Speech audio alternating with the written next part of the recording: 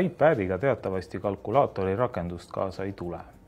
Seetõttu näitamegi siin täna sellist suurepärast äppi nimega Digits.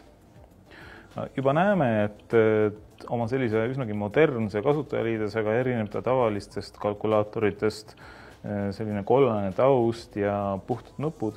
Võib-olla sellisena ta ei meeldigi paljudele inimestele, aga tegelikult on ta märksa funktsionaalsem kui tavalised lihtsad kalkulaatorid seda on. Loomulikult saab siin teha tavalisi arvutusi, nagu ikka.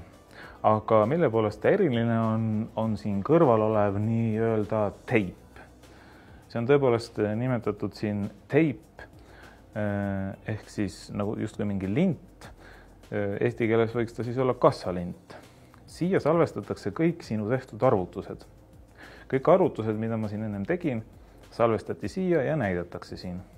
Ja neid mitte ainult ei näidata, vaid ma saan siin ükskõik millisel real klikkida ehk siis puutuda ja siis avaneb mul siin tape menüü ehk siis selle lindi menüü.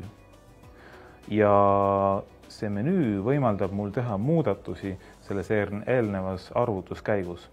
Ma saan siit arvutusrida kustutada, ma saan seda arvutusrida muuta, ma saan siia sisestada uut arvutusrida, ma saan arvutada välja vahesumma ja ma saan veel mitmesuguseid asju teha kuni kommenteerimiseni. Ehk siis ma saan siia kommentaari lisada. Mis see nüüd tähendab meile praktikas?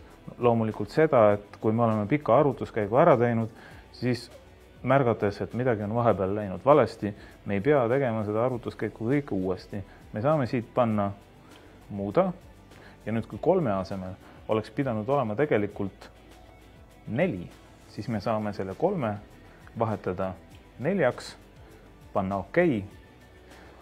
Ja siia selle 3 asemele tuli tõepoolest 4 ja kogu see rida arvutatakse välja vastavalt sellele muudatusele siis.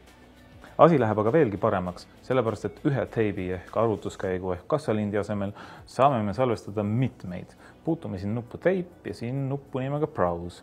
Ja siit näeme, et mul on siin juba 3 erinevat kassalinti ehk teipi olemas. Siit saab neid juurde lisada, siit saab neid kustutada, siit saab neid kloonida ja siit saab neid erinevaid eelnevalt tehtud kassalinte siis ka ekraanile manada. Näiteks mul on siin üks tähtis arvestus, ma muudan selle aktiivseks ja see laetakse mulle siia ette ning kui ma tahan, ma võin nüüd siis seda siit tape menüüst muuta. Ma saan seda kassatšekki isegi printida. Ma saan seda tšekki ka meiliga saata. Näete selline arvutus.